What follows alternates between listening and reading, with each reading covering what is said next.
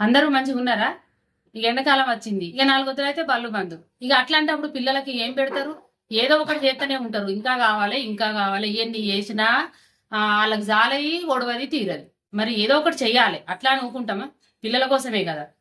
ఇప్పుడు నేను చేసి చూపించేది మిక్చర్. అదే అదే మన స్వీట్ హౌస్లలో దొరుకుతుంది కదా. మనం అప్పుడప్పుడు ఏదైనా చిన్న చిన్న పార్టీలు చేసుకుంటే కొనుకొచ్చుకుంటారు, మందులకు కొనుకొచ్చుకుంటారు. అన్నిటికీ అకేషన్ బట్టి మిక్చర్ అయితే తెస్తారు. కలగలిపి ఉంటుంది కదా అన్ని. మిక్చర్ అంటే అన్ని కలగలిపి ఉంటాయి. పల్లీలని అవని ఇవని. అందులో నేను ఏమేమి ఎత్తానా, ఎట్లేసి చేసుకుంటే మంచిగా ఉంటుంది అనేది నేను ఇలా మీకు చూపిస్తా.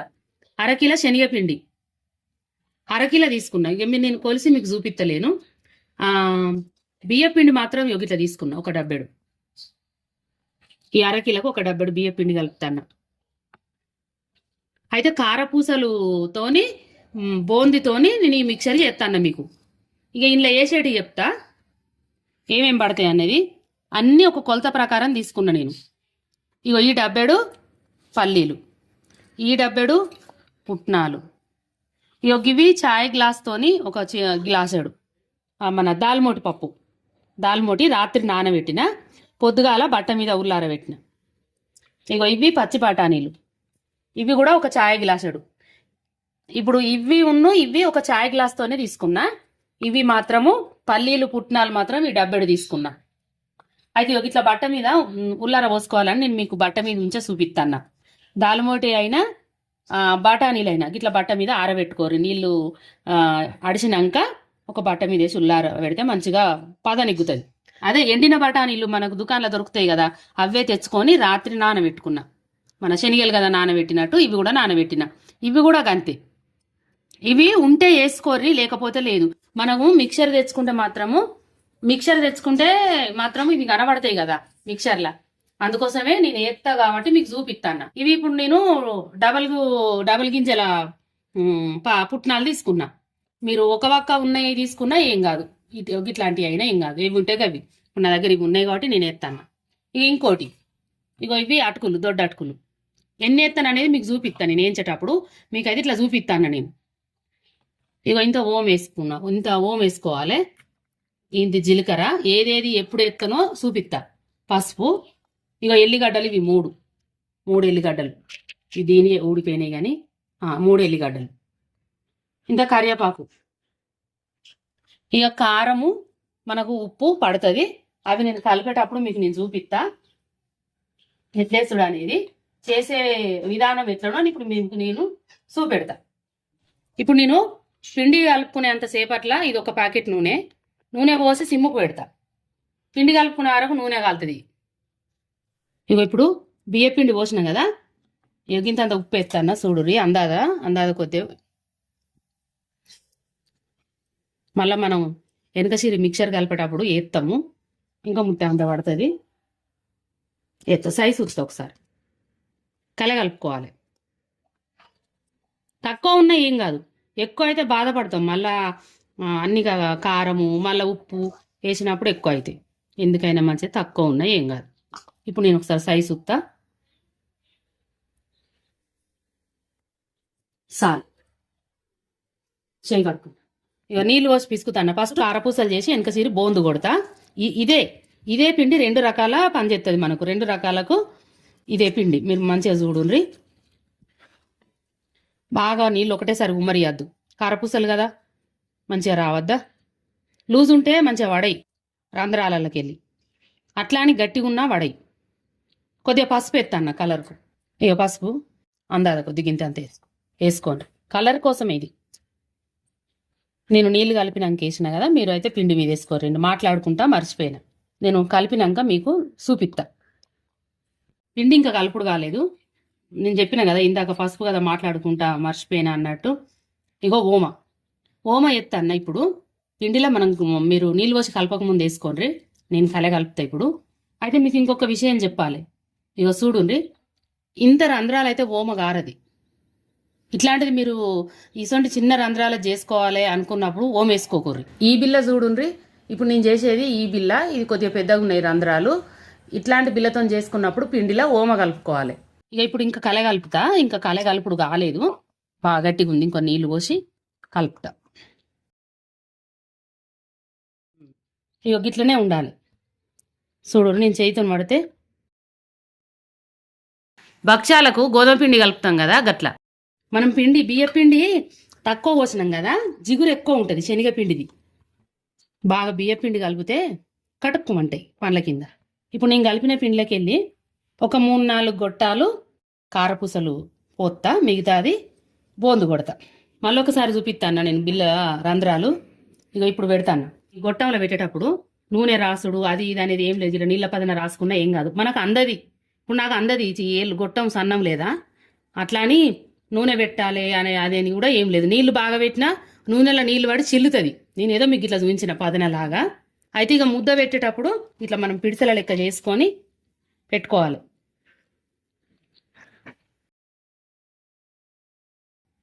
గొట్టంలో పట్టిన కాడికి పిడిస పెడితే అయిపోతుంది పిండి.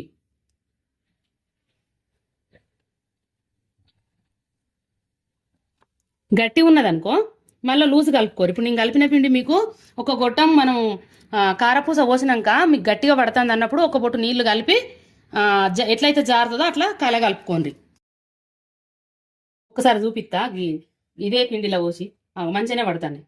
ఇట్లుండాలి చూడు. నూనెలో పోసే ముందే మీకు చూపిస్తానా. ఇట్లా పడతాయి. ఈ తీరు ఉంచుకోవాలి. అల్కగానే పడుతుంది మంచిగానే. ఒకసారి నూనె కాలిందో లేదో చూపిస్తాను మీకు. సిమ్ముల్నే ఉన్నది, కాలింది.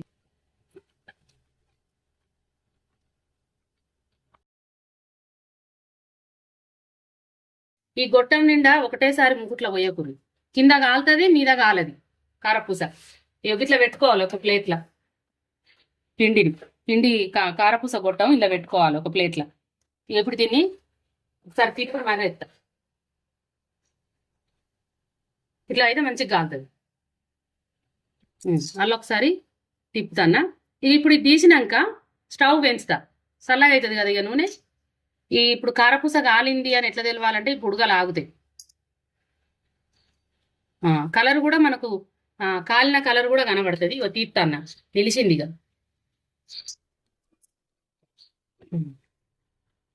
ఈ తిరుగా రావాలి. ఇట్లా ఒక జల్లి పుట్ట పెట్టుకోండి. ఇగో ఇట్లా ఒక గంజు నూనె అడవడానికి. మనకు బోళ్ళు ఎక్కువ పడతాయి కానీ నూనె సమర ఆడిడ కాకుండా ఉంటారు. ఇప్పుడు స్టవ్ వేయించిన ఇప్పుడు రెండో వాయి పోతాన్న. ఇప్పుడు ఈ గొట్టంలో పెట్టిన పిండి మనకు 2 వాయిలు అవుతుంది. మళ్ళీ ఒకసారి పెట్టి 2 వాయిలు పోతా. ఈ పోసినాక కడమది మిక్సర్ బోందు కొడతా. ఇక చూడండి, ఇక రెండు గొట్టాలు 4 సార్లు పోసిన 4 కారపూసలైనాయి. ఇక బోందు కొట్టేది మీకు చూపిస్తానులే ఏం కలుపుతాను అన్నది. ఇక ఇదే పిండిలా మనం కారపూసలా కలిపిన పిండి చూడండి. ఇగో ఇంత జీలకర్ర ఎత్తాను ఒక సగం చెంచాడంతా. గింతే వేసేది ఏం లేదు. కారం గీరం ఏది వేసేది లేదు. నీళ్ళు పోసి కలిపేది మీకు నేను చూపిస్తా ఎంత లూజు కలపాలన్నది. చెప్పన గుమ్మరియ కుర్రి మనకు ఇది వరకే. ఇది పచ్చి పిండి నీళ్ళు కలిపిన పిండే కాబట్టి చూసి పోసుకోవాలి. ఇగో ఇట్లా కలిపిన ఇగో చెయ్యి మీద కనబడనట్టు ఉంటుంది. బాగా చిక్కగా పట్టుకోదు మన ఏలుకు, అట్లుండాలి. సరే ఇప్పుడు నేను మిక్సర్ కొట్టేది మీకు చూపిస్తా. ఇట్లా ఒక చిన్న గిన్నె పెట్టుకున్నా. ఇట్లా గిన్నెతో పోసుకుంటేనే బోందు కొట్టేస్తుంది అన్నట్టు. ఇగో ఇది వరదాకా స్టవ్ చిన్నగానే ఉన్నది. ఇప్పుడు కొంచెం పెంచిన వాయి 2 వాయిలు కొట్టినాక కొద్దిగా చల్లగా అవుతుంది నూనె. అప్పుడు మనం పెంచుకోవాలి. పోసడానికి అయినాక ఇట్లా బోర్లు ఇచ్చి పెట్టుకోర్రి. రంధ్రాలకి వెళ్ళి ఇట్లా ఊర్చిపెట్టు. ఇట్లా పెట్టుకున్నా ఏం కాదు. మంచిగా అటు ఇటు మంచిగా బొర్రి ఇర్రి మంచిగా గాలాలే. బాగా మేమైతే ఒక 5-6 కిలోలు ఫంక్షన్లల్లా చేసేది ఉంటే నూనె ఆవిరి చెయ్యి కొడుతుంది, గాజులు వేడై కాలుతుంది చెయ్యి అని ఈడో ఖర్చిపో లేకపోతే కాటన్ బట్ట ఏదో ఒకటి చెయ్యి కట్టుకుంటారు. పెద్ద పెద్ద ముక్కులు కదా, చెక్క తాకుతుంది. స్టవ్ కొంచెం కన్నా ముక్తంత తక్కువ పెట్టిన. ఇప్పుడు ఈ నూనెకు తగ్గట్టు పెట్టినామంట. ఇప్పుడు ఈ బోందు కాలింది చూడండి, కలర్ కూడా తెలుస్తుంది, నూనె మీద నిలిచింది.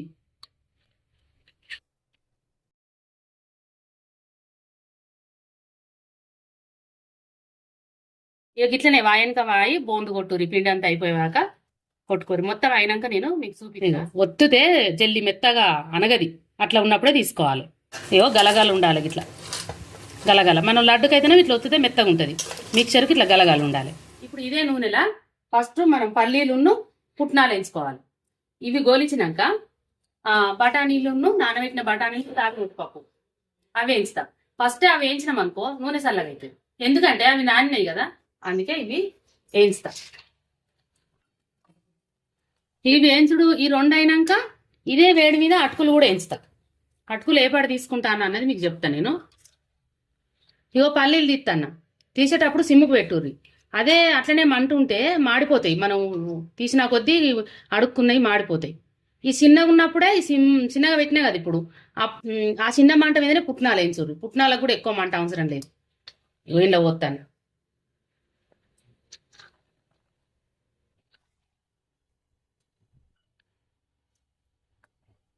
నురుగు తేలుతుంది, కొద్దిగా చూసి మంచిగా ఊకే కలుపుండ్రి, బాగా సేపు ఉంచకూరు, జల్లి పుట్నాలు గోలుతాయి. పల్లీలకు పట్టినంత సేపు కూడా పట్టదు. ఇగో చూడు ఈ తిరుగా నూనెలో గోలినాక తీసిన.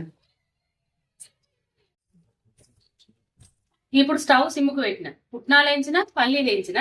ఇగో ఒక్క డబ్బాడు దొడ్డ అటుకులు మీకు వేయించేటప్పుడు చూపిస్తా అన్న పోసిన. మొత్తానికి సిమ్ముకు పెట్టాలి స్టవ్. ఇగో గింతే ఒక్క నిమిషంలా వేగిపోతాయి.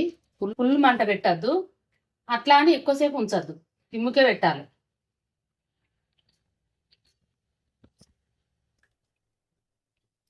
మీరు వీటి ప్లేస్లో మా మక్క చిప్స్ వేయించుకున్నా మంచిదే, బోల్ పేలాలు ఉంటాయి కదా అవి కూడా వేయించుకున్నా మంచిది. చూడు ఇప్పుడు ఈ కారపూసల దాంట్లో మన బోన్లు పల్లీలు పుట్నాలు కలుపుతానా, ఇదే జల్లెట్లా అటుకులు పోతా. మీకు మళ్ళీ కలిపేటప్పుడు నేను చూపిస్తా కానీ జల్లెడ నిండిందని ఇలా పోతాను. ఇక అటుకులు నూనె నడుపుతుంది. ఇప్పుడు స్టవ్ మాత్రము సిమ్ము నుంచి మిడిల్గా పెట్టిన. ఇక దాల్ మూట ఎత్తాను.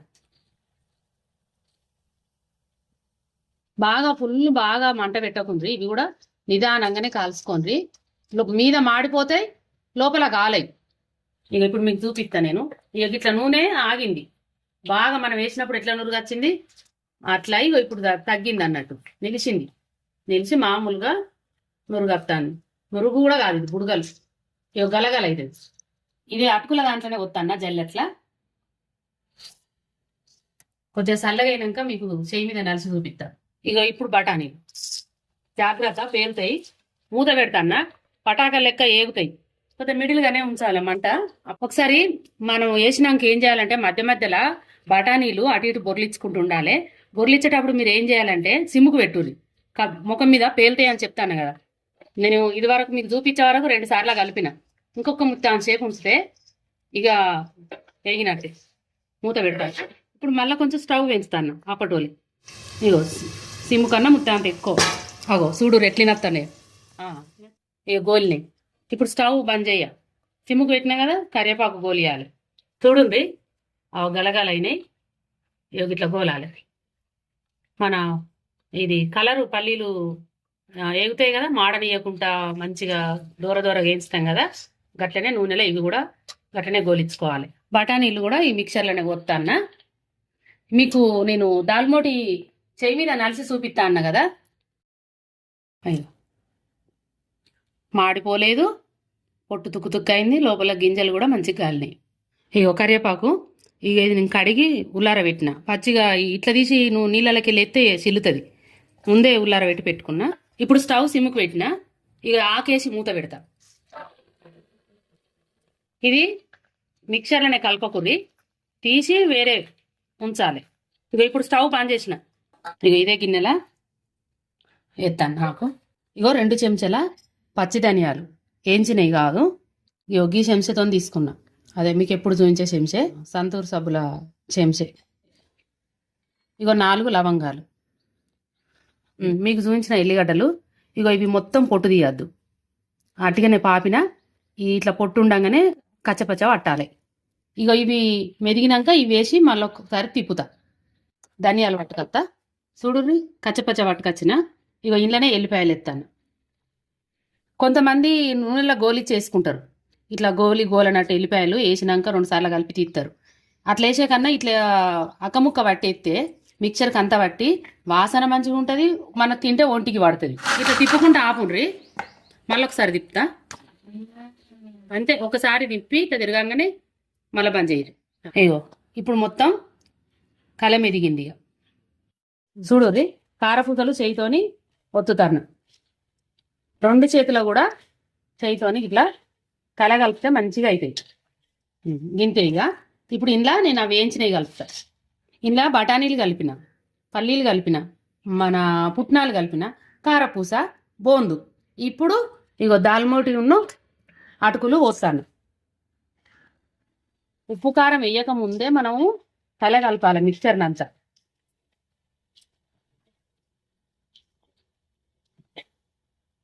అటుకులు ఇంక ఎక్కువ కావాలంటే కూడా ఇంకో డబ్బడాన్ని ఎక్కువ వేయించుకోవచ్చు మనం తినేదాన్ని బట్టి. ఇప్పుడు కారం ఎత్తన్న, తినేదాన్ని బట్టి. పిల్లలు తింటారు కదా, చూసి వేసుకోండి. 2 చెంచాలు ఎత్తన్న. అయ్యో 1 చెంచాడు ఎత్తన్న. అప్పుడు మనం పిండి లేచినా కదా, చూసి వేసుకోవాలి.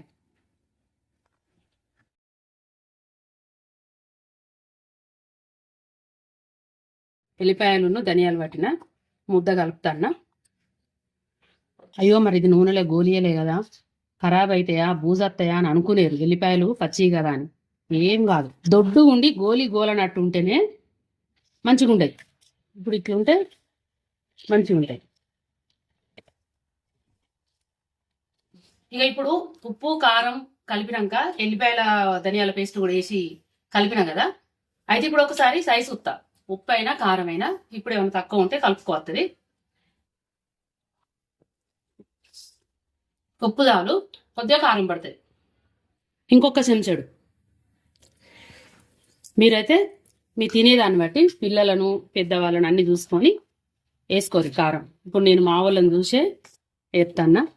ఇదే మిక్చర్ మీరు దుకాణాలలో కొనుక్కొచ్చుకుంటే ఎన్ని పైసలు పెడతారో నాకు తెలియదు, నేను కొనలే. కానీ ఇంత మంచిగా ఉంటుందా అంటే కానీ అప్పుడప్పుడు మనం చిన్న చిన్న పార్టీలు చేసుకుంటే తెత్తలేరా, తింటలేమా. కానీ ఇక దాని టేస్ట్ దానికే, దీని టేస్ట్ దీనికి. ఎంతైనా రాదే బంటే మనం చేసిన దాని మీకు ఎందుకు వస్తుంది. ఇక ఇప్పుడు కల్జమాకు.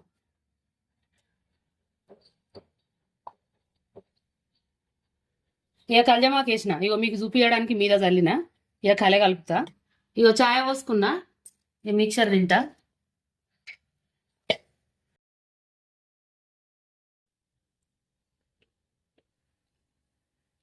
మస్తు మంచిగా ఉన్నది.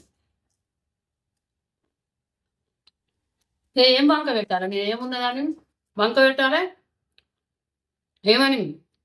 సూపర్ ఉన్నది, ఏది తక్కువ లేదు. కొద్దిగా కళ్యామాకు నా దగ్గర తక్కువ ఉన్నది, నేను ఉన్నది వేసిన. మీరైతే ఇంత కలుపుకోండి, అన్ని బరాబరే ఉంది. మీకు చూపించుకుంటా చేసిన ఏ దానికి వంక లేదు, ఇది తక్కువ లేదు, ఏది ఎక్కువ లేదు. మీరు చేసి చూడండి, ఒకసారి చేసి చూసి కామెంట్ చేయండి. నా బిడ్డ పెళ్ళప్పుడు గోదావరి కెండ్లా మా కాలనీలా, ఫౌరోజ్ కాలనీలా ఉన్నోళ్ళంతా ఇక ఈ కోస నుంచి మొదలు పెడితే ఆ కోస దాకా వాళ్ళ కడుపు సల్లగుండా అందరు వచ్చి ప్రతి ఒక్క ఫలారాలకు చేసిండ్రు నాకు.